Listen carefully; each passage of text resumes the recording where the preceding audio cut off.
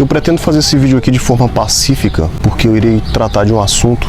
Esse assunto ele já foi tratado no último vídeo que eu fiz, falando sobre o islamismo. Eu quero só dar uma ratificada nesse conhecimento, de forma que eu quero abranger mais um pouquinho de informações sobre a cultura dos muçulmanos. O islamismo é bem interessante, por quê? Porque ele é a segunda maior religião do planeta. O livro sagrado deles, né, é o Alcorão, conhecido como Corão também. Os primórdios, a história, que é o que interessa aqui, vai dizer que lá na Península Arábica, ou seja, a Arábia Saudita, teve um homem que, segundo a tradição deles, foi um grande profeta, Muhammad, em outras palavras, Maomé.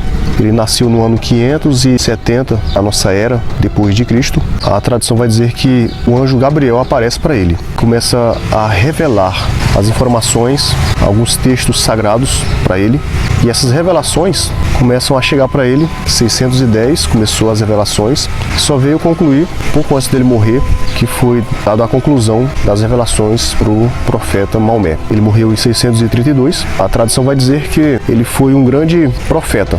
Os seus seguidores não via ele como um deus, mas eles tinham ele como o maior de todos os profetas, que ele veio dando continuidade. Ele veio de uma linhagem de profetas, onde a tradição diz que o primeiro profeta que passou aqui pela terra foi Adão, depois veio Noé, depois veio Abraão, depois veio Moisés e Jesus Cristo. E o principal deles, para a cultura deles, foi Maomé. Tem alguns livros, né, da Bíblia Sagrada que eles têm como sagrados a Torá, os Salmos e os Evangelhos de Jesus. Eles também têm um respeito, né, um apreço muito grande por três cidades: Medina, Meca e Jerusalém. Medina é a cidade onde está sepultado o corpo de Maomé, que fica lá na Arábia Saudita.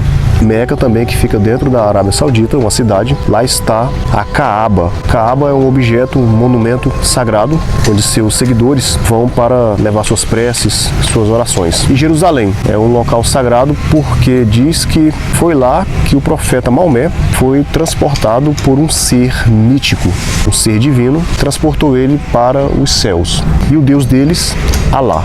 Depois da morte de Muhammad Maomé, aconteceu o seguinte: eles precisavam de uma sucessão, alguém tinha que estar no lugar dele. O candidato número 1 teria que ser um da mesma linhagem, da mesma família do profeta Maomé, chamado os xiitas. No caso, seria o título chamado califa.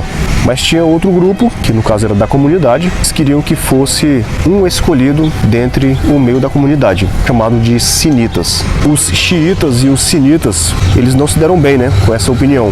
Começaram a entrar em guerras civis. Foi estabelecido, em alguns momentos, um xiita ser o representante de Maomé, outros momentos foi um sinita, até os tempos modernos, até os tempos atuais. Os xiitas, eles compreendem 10% dos muçulmanos, que são aqueles mais tradicionalistas, mais rigorosos com as leis islâmicas. E volta e meia surgem ataques terroristas, ataques por meio de carros-bombas, homem-bombas, e a gente vê essas notícias nos telejornais.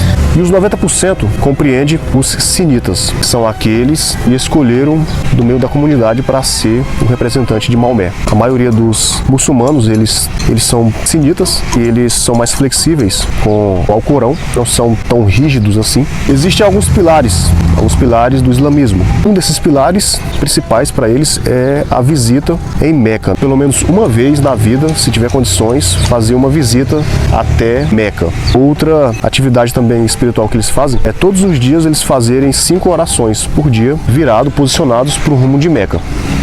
É isso. Um pouco de religião, um pouco de história, só para consolidar aqui o conhecimento. E se te ajudar, absorva aí, retraia para você o que é útil, o que é bom, tá? Deus abençoe, graça e paz.